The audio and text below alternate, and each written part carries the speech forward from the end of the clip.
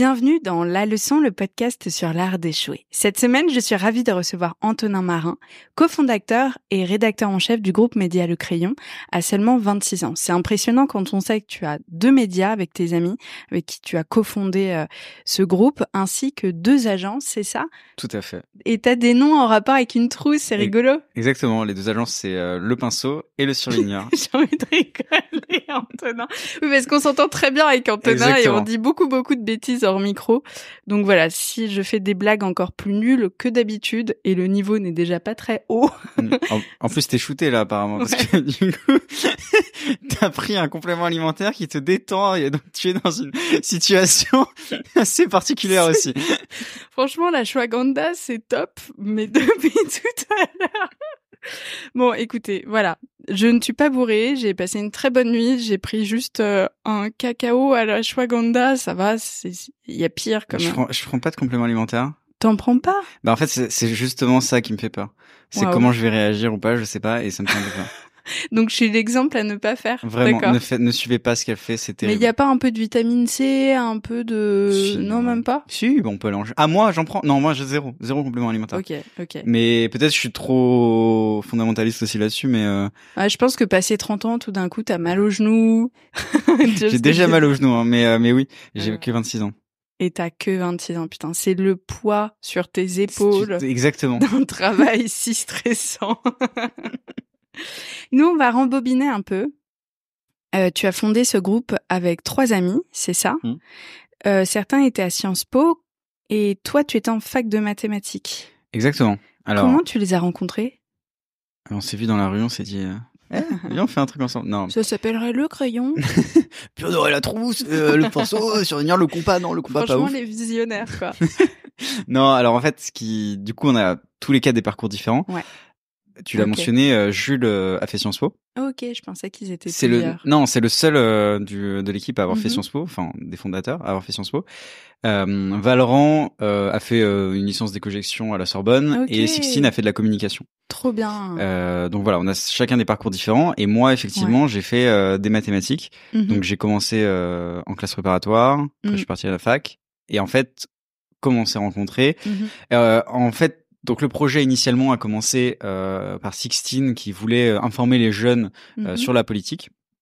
Valorant, qui est son frère, parmi les fondateurs, l'a accompagné, lui a dit ok, il faudrait peut-être qu'on fasse une application sur laquelle on fasse discuter des jeunes de tous les horizons, etc. Avec ce projet de réunir un peu la société déjà initialement. Et en fait, de ce projet-là, en fait, Valorant a commencé à en parler un peu autour de lui, potes de potes. Et moi, il se trouvait que j'étais un pote de Valorant qui a entendu parler de ce projet. Moi, c'était un pote du collège qui m'en a parlé. Et en fait, je me greffe sur le projet initial qui était pas du tout ce qui c'est aujourd'hui, mais qui était une initiative pour intéresser les jeunes à la politique.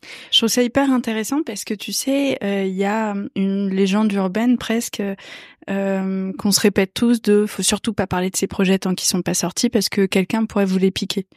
Ouais, ça, moi, je considère que c'est complètement faux. Moi, je pense aussi parce que tout le monde n'a pas l'énergie nécessaire et n'a pas peut-être le petit truc à l'intérieur du bide que toi tu avais. Ouais, exactement.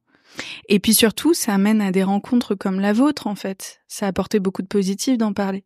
Ah oui, complètement. Bah aujourd'hui ça aurait pas existé si Valorant s'était dit ok, je cherche ce truc pour moi, cette idée là exactement. Solo, ouais, je fais son truc, nanana. Ouais. Et en fait, ça a permis de, comme tu dis, en fait, peu de gens ont l'énergie de tenir des mois, des années, sur un projet. Alors, pas dire que les gens sont des feignants de manière générale, mais non, mais quand c'est pas son exactement. Voilà. Sur des projets qui nous passionnent, etc. Faut trouver le projet qui te passionne, faut trouver ce qui t'intéresse. Et si ça t'intéresse pas, tu vas y consacrer peut-être quelques mois et après tu vas vite abandonner parce qu'en fait ça va pas t'animer et ça va pas te concerner. Exactement. Donc en réalité, faut pas avoir peur.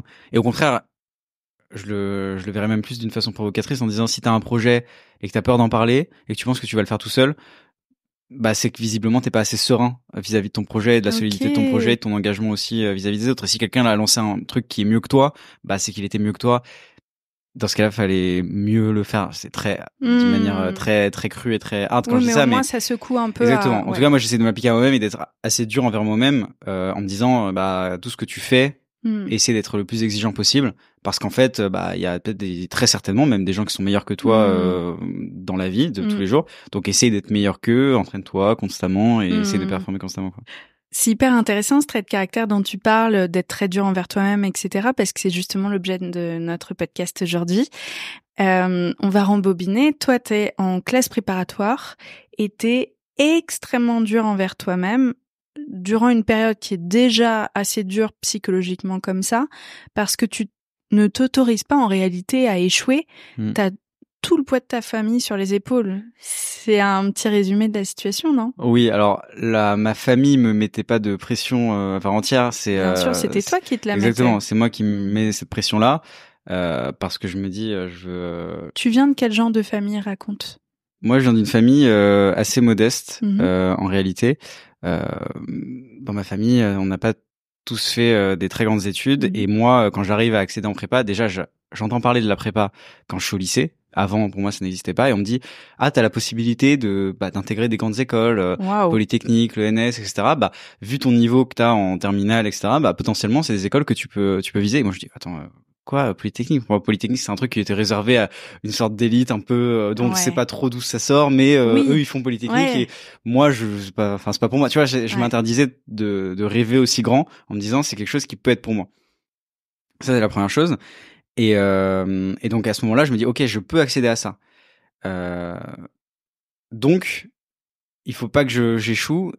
Et même d'un point de vue, donc il y a la famille, ça, c'est très pareil, c'est des visions qu'on se fait de l'esprit, mais t'as la famille passée, donc celle qui te regarde aujourd'hui, même si quoi que tu fasses, en réalité ils t'aiment, donc ils seront toujours fiers de toi. Et t'as la famille future, tu te dis qu'est-ce que je vais laisser comme héritage potentiellement à tes futurs enfants ou autres. Il faut que ce que je sois là, que ce que je fasse, j'en sois fier et que je puisse le revendiquer après de manière générale pour être quelqu'un d'inspirant pour ta génération qui suit, tu vois. Tellement, et en plus, on se met dans la tête qu'on a que quelques années la brèche, en fait, elle est toute petite. Tu dis que c'est là que ça se joue. Voilà. Si tu foires là, t'es une merde. Donc déjà, à la base, la pression, elle est énorme. Voilà, donc faut l'accepter. Et donc déjà, je me mets la pression avant la prépa parce que je me dis le bac, il faut que je réussisse à fond mon bac et pas juste j'ai le bac mais je l'ai avec mention très bien. Il faut que j'ai le meilleur bac possible pour justement, comme c'est un truc en fait au lycée, en fait en gros pour mon histoire, si je reviens un peu même au niveau du lycée, j'étais un élève un peu moyen. Collège en fait j'en foutais quasiment rien. J'ai même fait redoubler ma 4e, mais juste j'étais smart quoi, je comprenais les trucs et voilà. Exactement. Mais j'avais pas des notes de fou parce que je bossais pas du tout. Et en fait, arrivé en seconde, on me dit, en fait, là, tu vas devoir choisir si tu vas en terminale S, quelle filière tu vas faire. Parce que pour les plus jeunes qui nous écoutent, avant, il y avait des filières S, ES, ça fait mal. Bah oui, maintenant, ça n'existe plus. C'est vrai. Et donc, moi, je me dis, merde, en fait, c'est là que ma vie se joue. C'est là que tu te dis, ma vie, elle se joue maintenant. J'ai pas le droit à l'erreur. J'ai pas de second couteau, ni rien. Je peux rien faire. C'est soit je réussis là, soit, en fait, tu vas subir ta vie, tu vas subir ton emploi, tu vas subir tout ce que tu vas faire parce que tu n'auras pas fait les bonnes études. Et spoiler alert, d'ailleurs, on débunkera cette manière de penser à la fin. Hein. Complètement. Rassurez-vous. Oui, non mais tu fais bien de le rappeler parce que à ce moment-là de ta vie, tu te dis tout va passer par les études forcément. Mais c'est ce qu'on te répète jour après jour, mais il n'y a pas un seul jour où on te lâche la grappe sur le sujet. Bien sûr. Quand t'es dans un lycée traditionnel, quoi. Complètement. Donc, et c'est pas de ton fait, hein. C'est quand même les adultes représentants qui te disent ça et que t'as envie d'écouter parce que tu te dis qu'ils détiennent l'autorité. Ouais, exactement. Et en fait, moi, surtout que je pars aussi d'un premier échec. Bon, mais je vais l'évoquer très rapidement parce que c'est un petit échec dans ma vie. Mais moi, depuis que je suis petit, c'est, comme tu dis, il faut que tu réussisses tes études. Donc, c'est soit tu seras médecin ou tu seras avocat. J'exagère parce que ma famille m'avait jamais mis de pression là-dessus, mais t'as un peu cet imaginaire-là tu réussiras comme ça. Ou sinon, tu seras très fort en sport. Ou tu seras un artiste. D'accord, tu vois, t'as ces trucs-là. Et si tu chantes bien, si tu fais bien ce truc-là, tu seras peut-être repéré et tu seras une grande resta, tu feras peut-être The Voice et voilà. Tu vois, t'as un peu cet imaginaire-là de c'est tout ou rien. C'est pas tu travailles dans la musique et puis t'es ingénieur son et puis tu vois des trucs que moi j'ai découvert. Enfin, il y a plein de métiers dans la musique aujourd'hui que tu peux faire. Ou à l'époque t'es très radical. Alors c'est peut-être propre aussi à la jeunesse. Quand t'es jeune, tu vois un peu les trucs noir ou blanc. C'est vrai, ouais. Ou c'est peut-être la société qui fait ça quand t'as pas trop de perspectives autres que de dire les études ou un truc un peu artistique. Mais en tout cas, tu te dis, c'est soit ça, soit ça. Et du coup, moi, je commence à faire des covers à l'époque sur YouTube. Je me dis, ça y est, je suis le nouveau Justin Bieber. Tu vois, je prends ma guitare, je fais nan, et ça, et genre, quelqu'un va me repérer, mes vidéos, elles vont pumper, et ça y est, enfin, moi, la belle vie, elle est assurée, tu vois, je fais mes vidéos et machin. Sauf qu'en fait, je me rends compte que c'est pas du tout le cas. Enfin, je suis un collégien et machin, et puis les choses prennent du temps aussi, tu vois. Moi, je m'imagine que ça va marcher d'un coup et les choses prennent du temps, donc c'est difficile, tu vois, t'es confronté direct au truc. Donc, tu vois, toutes les semaines, je me motive, je fais des vidéos, machin. Et en fait, non seulement ça prend, mais c'est pas, je suis pas Justin Bieber français, quoi. Et deuxième truc, c'est on se fout de ma gueule au collège. Et c'est ça, je pense que c'est le classique truc que vivent les gens qui font des trucs un peu à part, exactement, quand t'es au collège. Et sauf que moi, je suis en mode, à ce moment-là, ça me fait un peu chier. On se fout de moi. En plus, j'ai eu un épisode un peu difficile parce que on se foutait de moi au collège, mais bon, à la limite, je pouvais le faire, je pouvais le tolérer, mais on s'est foutu de ma gueule aussi quand je faisais du hand. À l'époque, je faisais du sport et du hand. C'est important pour ta construction en tant qu'homme. Ouais. Exactement. Et en fait, ça c'est un truc pour lequel on pourra revenir aussi si on a le temps, mais c'est des milieux très virils. Ah ouais. Au milieu du sport quand t'es jeune en tout cas. Et je sais pas après comment parce que moi j'ai arrêté justement les milieux de sport collectif, mais c'était très viril. Et moi j'étais pas le mec le plus viril non plus, tu vois. J'étais pas le mec qui était machin un truc. Et j'étais un peu mec artiste, tu vois, qui joue de la guitare, tu vois, un peu le poète torturé et tout. J'étais ce genre de collégien. Et quand t'es ce gars-là dans un milieu un sport collectif, je m'étais pas victimisé. En fait, comme il savait pas ça. Et en fait, tu joues un peu un rôle, t'es en mode voilà, moi aussi je suis comme vous, machin tout. Tu fais pas victimiser. Mais en fait, ce qui s'est passé, c'est qu'un jour à l'entraînement, en fait, j'ai fait l'erreur d'avoir des amis du hand sur Facebook et de publier mes trucs sur Facebook. Et en fait, un jour, il y a un entraîneur qui arrive, un entraîneur en plus, tu vois, l'autorité suprême, il arrive en montrant son téléphone et tout le monde se marre et tout, machin. Moi, je comprends pas, je suis en train de m'entraîner à ce moment-là. Et à la fin, j'arrive et tout, et je vois qu'il est en train de monter ma vidéo, ils sont tous en train de se foutre de ma gueule. Mais le traumatisme. Et terrible. Et du coup, à partir de là, j'ai dit, en fait, c'est mort, j'arrête de faire ça. Donc à l'époque, ça m'a convaincu d'arrêter. Aujourd'hui, je le regrette pas, mais ça m'a servi de leçon en disant, en fait, non, t'arrêtes pas parce que quelqu'un se fout de ta gueule et tu continues ce que tu veux faire. Mais voilà. Donc ça, première. Ouais, et puis ça te dit aussi que inconsciemment, à l'époque, tu dis, ok, en fait, si je suis différent, je suis pas accepté par la société. Donc du coup, une partie de la société en tout cas. Non, mais tu vois, parce que t'es collégien, lycéen, c'est comme ça que tu penses. Ouais. Donc tu te dis, en fait, pour être aimé, il faut que je rentre dans la case des cases, quoi, qui est la prépa. Exactement. C'est vraiment le truc le plus schématique de l'acceptation. Exactement. Donc en fait, après ça, je me dis, ok, moi je serai pas artiste. Tu vas pas te faire découvrir, tu vas pas avoir des millions de vues, machin tout. Donc maintenant, ton seul choix, c'est les études. Et tu te mets à fond sur les études. Donc à partir de là, je me mets à bosser comme un taré. Et là, donc à la fin de la seconde, je commence à bosser vraiment bien. Et première terminale, je suis parmi les premiers de classe parce que j'ai réussi à rattraper tout le retard que j'avais accumulé sur mes années collège et tout. Je branlais rien. Et j'arrive à être parmi les premiers jusqu'à, je m'en souviendrai toujours, avoir eu un 20 en maths et j'étais en mode, ça c'est collector et c'est génial. Mais bref. Et du coup, pour moi, mon nouveau objectif, c'était réussir les cours à fond.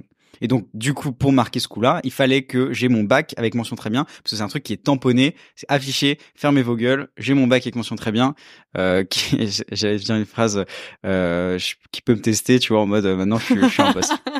Donc c'était un peu le truc en mode je voulais la tête à claque, quoi. Ouais, vraiment. Mais j'avais cette ambition-là, c'était vraiment je veux ce truc-là. Ouais. Et du coup, j'ai réussi à avoir mon bac avec mention très bien. La finalité, c'est ça. Bravo. Merci.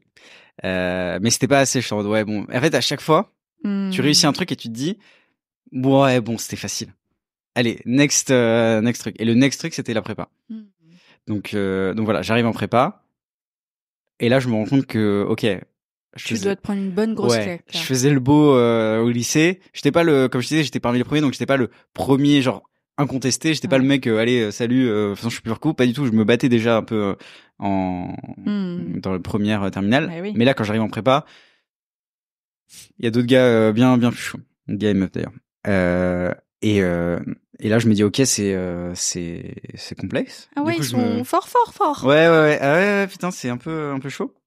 Donc là je bosse, je me dis bah écoute, c'est ta vie qui est en jeu là, tu vois, encore une fois avec cette pression de c'est ta vie qui est en jeu à ce moment-là. Genre là c'est les années les plus importantes de ta vie, tu vas bosser. Mais tu vois, parfois j'entends ce truc là enfin c'est un truc qu'on m'a beaucoup dit aussi, c'est les meilleures années de ta vie, c'est ces années-là. C'est sûr. Et bon après du coup moi j'étais en prépa donc forcément je me disais bon après ça sera plus chill. Ouais. Mais quand même je me disais pour moi le travail à ce moment-là était quelque chose que j'avais tellement fait déjà au lycée que c'était un truc qui était partie prenante de ma vie. D'ailleurs, même encore aujourd'hui, je suis en mode, si je suis pas en train de faire un truc qui est du travail, qui me fait avancer sur des projets que j'ai, etc., qu'est-ce que je fais, etc., tu vois.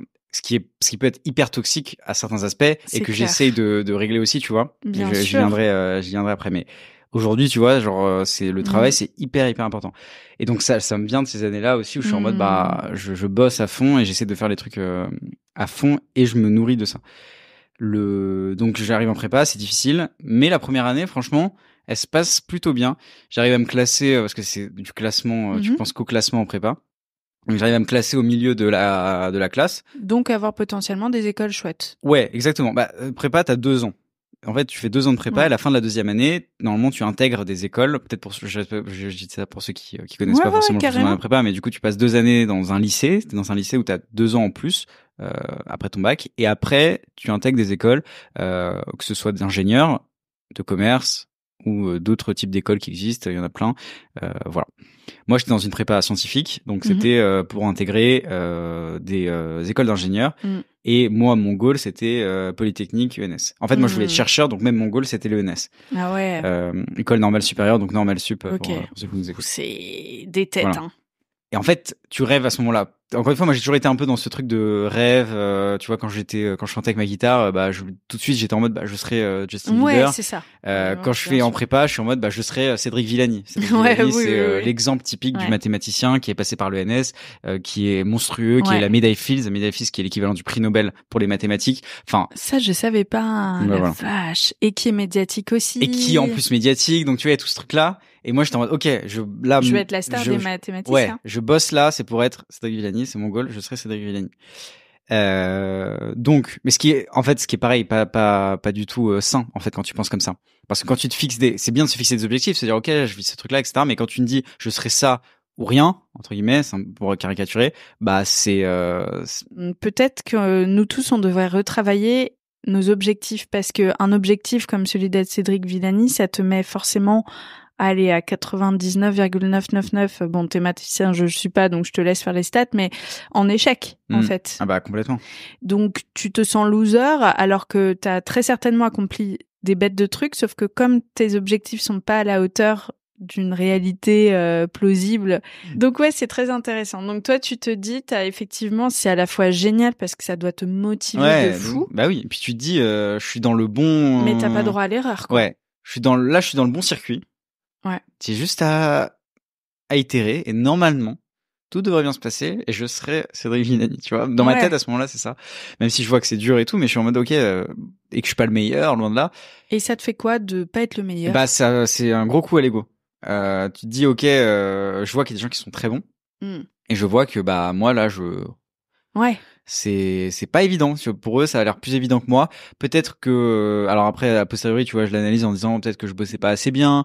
Peut-être que, y a plein de trucs parce que, fondamentalement, j'ai du mal à accepter. Maintenant, je l'accepte beaucoup plus. Mais en tout cas, à l'époque, j'ai du mal à accepter qu'on soit différent dans la conception de notre cerveau, de la physiologie, etc. Okay. Je suis, globalement, si t'es un être humain et que t'arrives à t'exprimer et à exprimer clairement tes idées, t'as la capacité en toi de devenir n'importe qui. Ah ouais, c'est fou à quel point le travail est une bête de valeur chez toi, parce que moi j'aurais eu tendance à jouer la carte de la facilité en me disant franchement c'est que le gars est plus doué que moi. Ouais, non, moi je refuse. Alors à ce moment-là. Toi, tu refuses. Moi je suis en mode c'est juste que je travaille pas assez, tu vois. Il faut que je travaille plus, faut que je travaille mieux, faut que je sois plus malin.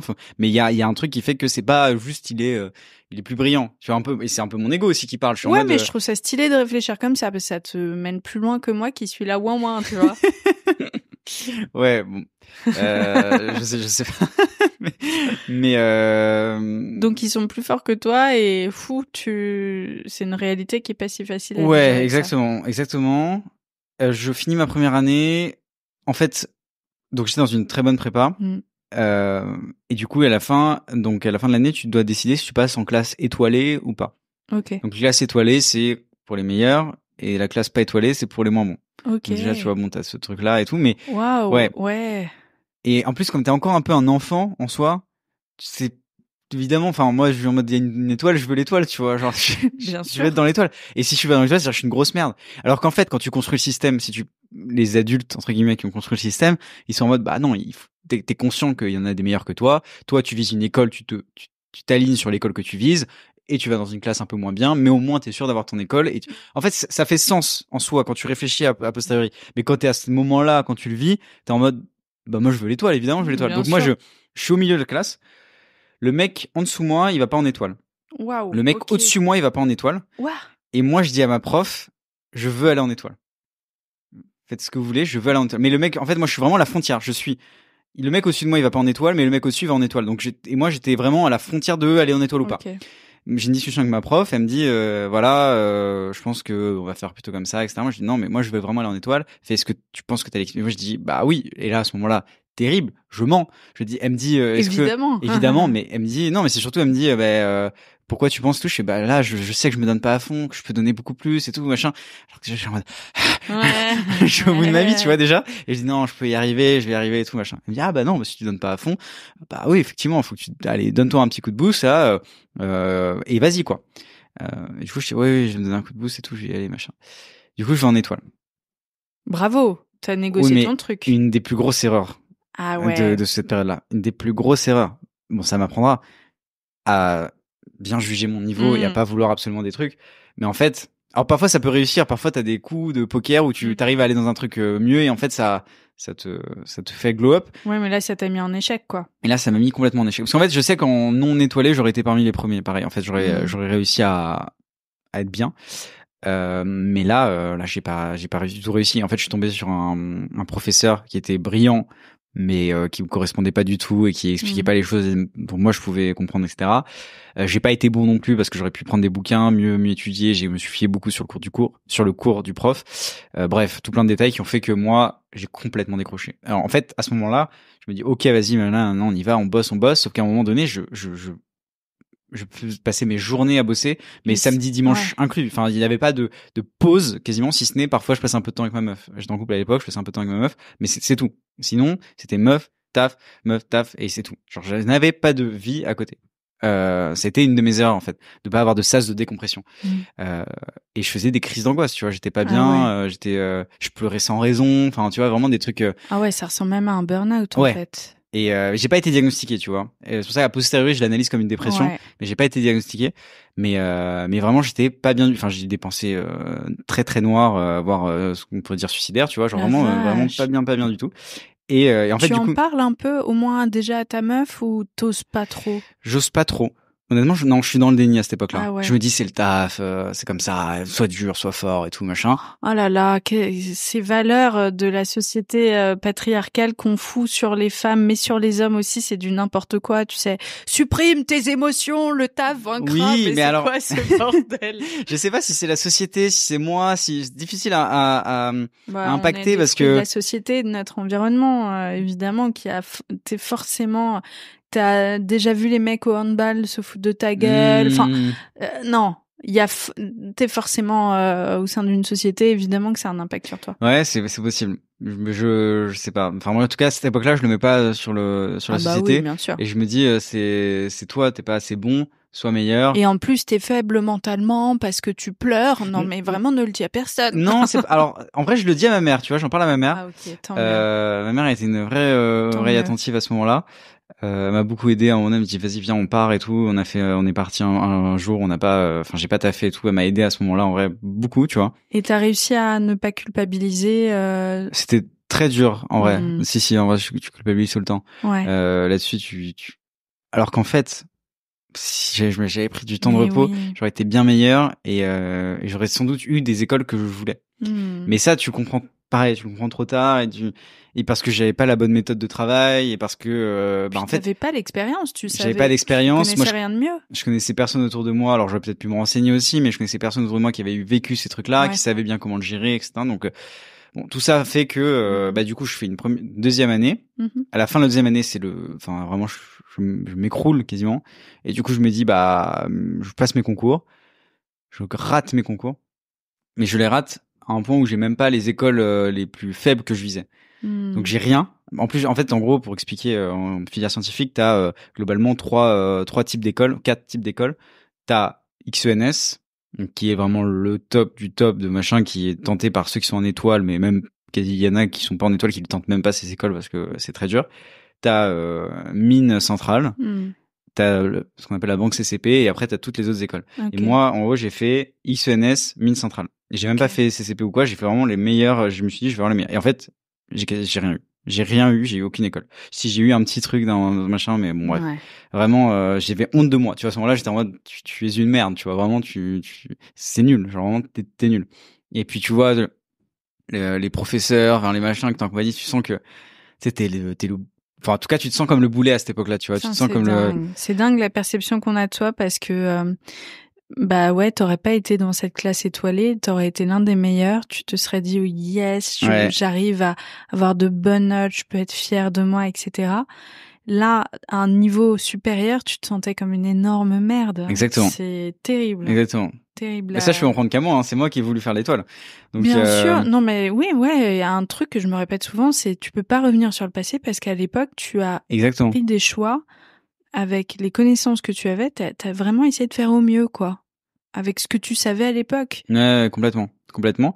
Et donc, du coup, j'arrive à la fin de cette année-là, j'ai rien. Je me dis, bon, bah, t'as rien. Allez, tu te reprends en main, tu refais une année, du coup, parce que tu peux redoubler. Tu cubes. Ouais, exactement. Tu cubes, mais tu perds des points de bonus que t'avais quand tu cubes pas. Alors, on dit faire 5 demi en prépa scientifique, parce que c'est l'intégrale de X, bref. Oui, on vous laisse vos petits délires à vous. Et donc et là, t'es encore en étoile ou tu... Ouais, je reste en étoile. Tu restes en étoile. Je reste en étoile. Et je me dis, allez, XENS, c'est pour moi cette année, j'y vais et machin. Pas du tout. Je m'écroule encore plus. C'est vraiment, c'est la décadence. C'est vraiment, Et en fait, comme je suis dans un état que j'analyse a posteriori dépressif, je pense que je vois ma vie passer devant mes yeux. Enfin, je subis ma vie, entre guillemets. C'est plus exactement, je subis ma vie. Je suis vraiment dans un état léthargique, tu vois. Je suis vraiment donc, tu vois, et je laisse passer l'année comme ça. Et évidemment, ça se passe pas hyper bien. En vrai, j'ai eu à certains trucs, j'ai eu des meilleures notes que j'avais eu l'année passée. Donc, j'ai quand même, mine de rien, un peu progressé. Ouais. Mais vraiment, je subis le truc, tu vois. Et d'ailleurs, même encore aujourd'hui, je fais des cauchemars de cette période-là. T'as pas mis des bonnes notes, t'as pas fait ça, t'as loupé un cours, t'as fait ça, machin. Bref, maintenant ça va un peu mieux, mais jusqu'à très longtemps, pendant très longtemps. T'as arrêté de t'en vouloir pour cette période-là? C'est une très bonne question. Je pense, ouais, en vrai. En vrai, oui, parce que ça m'aurait conduit à un chemin qui était pas le mien. Donc, en fait, je pense que la vie, finalement, est plutôt bien faite parce que même si j'avais eu les meilleures écoles possibles et que j'aurais eu une vie très certainement incroyable, hein, en faisant des très grosses écoles, bah, ça aurait pas été celle que j'ai aujourd'hui. Et franchement, aujourd'hui, je l'échangerais contre rien au monde, tu vois. Donc, en mine de rien, c'est, je me souviens plus de ta question exacte, mais je m'en veux pas. Ouais, non, comment dire, je m'en voulais beaucoup. Je m'en suis terriblement voulu après. Et mais a posteriori, maintenant, heureusement que je suis passé par là. Enfin, heureusement. J'aurais préféré que ce soit moins difficile et que ce soit plus cohérent même dans le chemin que j'ai fait. Mais franchement, je regrette pas du tout. Ouais, le nombre de fois où on se dit franchement, j'aurais préféré ne pas vivre telle ou telle chose, j'aurais aimé apprendre la leçon d'une manière différente. Ouais. Mais la vie est faite de telle manière qu'on doit passer par certains moments. Exactement. Et en fait, la leçon de ça, c'est vraiment parce que c'est le titre du podcast, donc je place. Merci, t'as retenu, ça me fait plaisir. Ah bon, c'est ça, c'est vrai.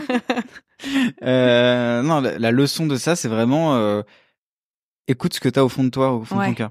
J'avais pas la flamme en fait quand je faisais des maths. J'adorais, hein. J'aimais beaucoup. Hein. C'est comme aujourd'hui, tu me fais, je sais pas, n'importe quelle activité que j'aime bien. J'aimais, tu vois. Oui. Je sais pas, un moment désagréable. Mais je sentais que j'y allais à contre-courant. Je sais pas. Enfin, je pense que naturellement, si on s'écoute vraiment, on sait quand il y a un go et quand il y a un no-go, tu vois. Et là, j'aimais bien, mais je sentais qu'il y avait de la résistance, quoi. Et en fait, a posteriori, du coup, ceux qui étaient les meilleurs devant moi, ok, peut-être qu'ils travaillaient mieux, peut-être qu'ils travaillaient plus, mais je pense qu'il n'y avait pas de résistance. C'était un fleuve dans lequel ils glissaient, mais avec une passion géniale et dans laquelle ils glissaient. Peut-être pas, peut-être si aujourd'hui je leur posais la question, ce serait pas le cas, mais je pense que a posteriori, c'est comme ça que j'analyse, tu vois. C'est intéressant, franchement. Et quand j'ai commencé le crayon, j'ai tout de suite senti ce truc-là. Ouais. J'ai tout de suite senti ce... T'es à ta place. Ouais, exactement. Et je me lève tous les matins et je taffe comme un chien, mais j'adore ça. Ça m'anime, c'est génial. Et même quand j'ai un échec, bah, ouais, on y va, on continue, tu vois. Ouais, je remets pas ma vie en question, j'ai machin, je suis en mode non, c'est ça que je veux faire. Et je pense que c'est juste vraiment s'écouter. S'il y a ne serait-ce qu'un peu de résistance, essayer de comprendre pourquoi il y a de la résistance, parce que peut-être parfois ça peut se machin, mais s'il y a un peu de résistance, c'est pas la bonne voie.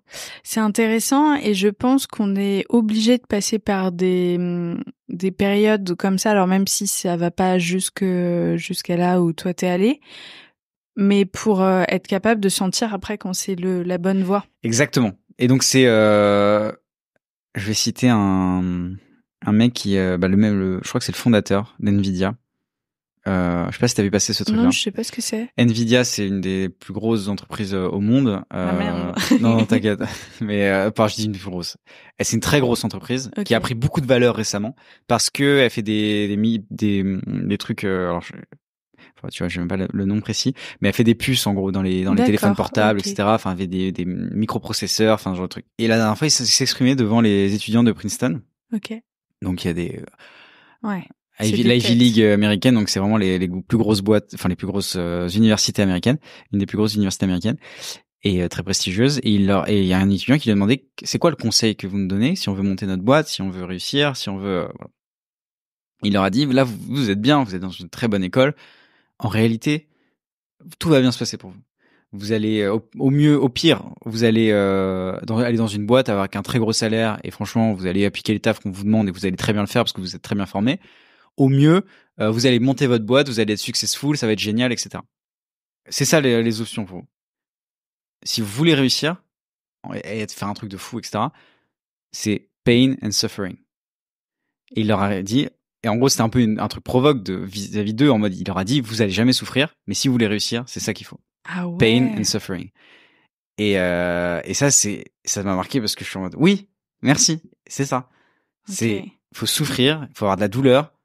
Pour comprendre en fait, c'est ça que j'aime pas, c'est ça que j'aime, c'est là où je suis bon, c'est là où je suis pas bon.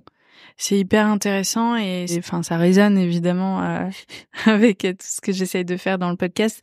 Alors vraiment encore une fois, je suis pas là du tout en train de glamouriser le fait d'échouer. Mais honnêtement, les personnes les plus successful qui sont passées dans son podcast, c'est les personnes qui ont les plus gros échecs parce que la prise de risque, elle est proportionnelle. Tu vois? Oui. Et si on ne prend jamais de risque, on a peut-être moins de probabilité d'échec, mais ça dépend ce qu'on vise dans la vie. Mais exactement, cas, c'est ce que j'allais dire. Voilà. Tout le monde n'a pas... Il n'y a pas de chemin exactement. écrit. T'as pas de... T'es pas obligé de te dire je veux absolument être le plus successful dans ce truc-là, etc. Et ce que tu disais tout à l'heure, d'ailleurs, en fait, c'est trop intéressant de se dire, parfois on veut être dans la chanson.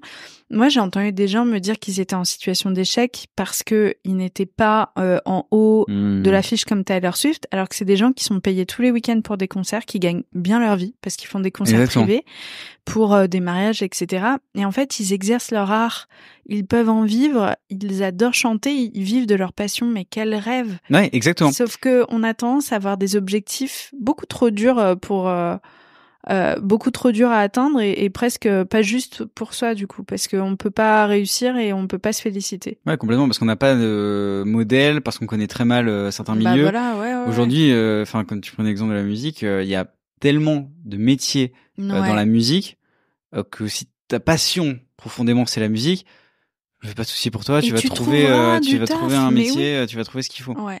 Et peut-être que tu seras pas la resta de machin, mais en vrai, si tant que tu kiffes ce que tu fais, tu kiffes le domaine où t'es, est-ce que t'as vraiment besoin de ça aussi, tu vois? Donc bon, c'est ça. C'est quand est-ce que c'est mon ego qui parle? Ouais, exactement. Et puis ça passe, ça vient, vient, ça part, etc. Donc faut pas. C'est un truc qui fait écho aussi chez moi. Enfin, quand tu me dis avec tes potes, t'as des potes musiciens, etc. Mais c'est pareil, j'ai des gens que je connais aussi qui sont dans une univers un peu artistique et souvent on a tendance à se blâmer, à se dire merde, putain, je réussis pas, le machin, mais en vrai, quand tu regardes les parcours, la multiplicité des parcours, c'est affolant. Enfin, il y a plein de possibilités de réussite et de réussir. Et peut-être que même ce que tu fais aujourd'hui, là où tu seras le plus successful, ça n'a rien à voir avec ce que tu fais aujourd'hui. En fait, tu sais pas, il y aura une rencontre, un truc, un machin qui fait que tu vas découvrir enfin, ce qui s'est passé sur le crayon, en vrai, tu vois. Et genre, moi, un truc que j'ai en tête, après, c'est un peu des trucs qu'on se dit parfois pour se rassurer, chez certains, mais genre George Lucas, Star Wars, enfin le mec qui a réalisé Star Wars, Star Wars a été un des plus gros succès quand il l'a lancé, quand le film est sorti. Ça a battu tous les records d'histoire du cinéma. Il avait 33 ans.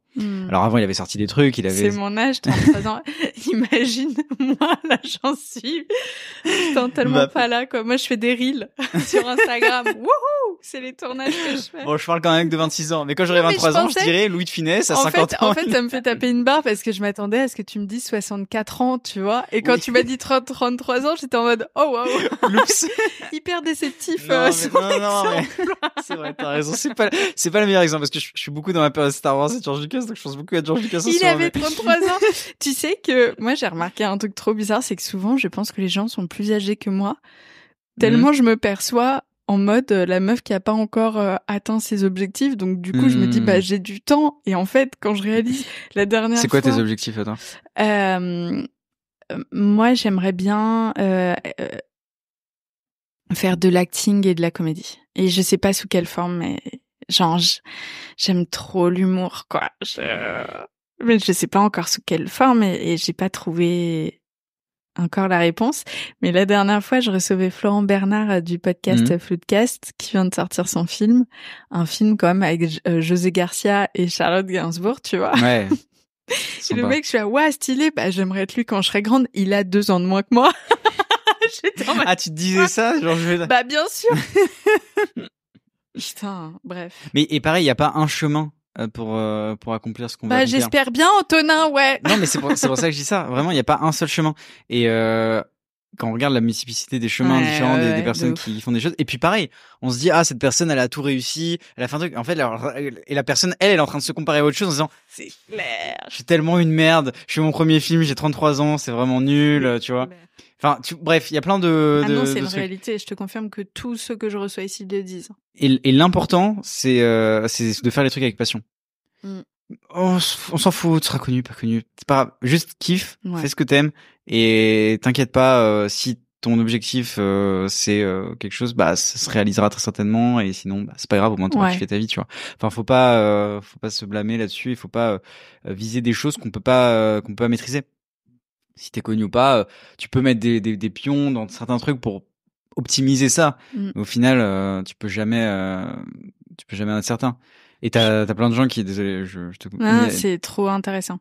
T'as plein de gens qui, tu vois, qui étaient des purs produits marketing. On peut dire, ah, c'est parce que j'ai pas, tu vois, on peut remettre la cause, pas sur nous, mais en général, on a tendance d'ailleurs, il y a des études de psychologie qui montrent ça, on a tendance à, quand on a un échec, dire que c'est pas de notre faute, quand on a une réussite, dire, ah, c'est moi, j'ai tout réussi.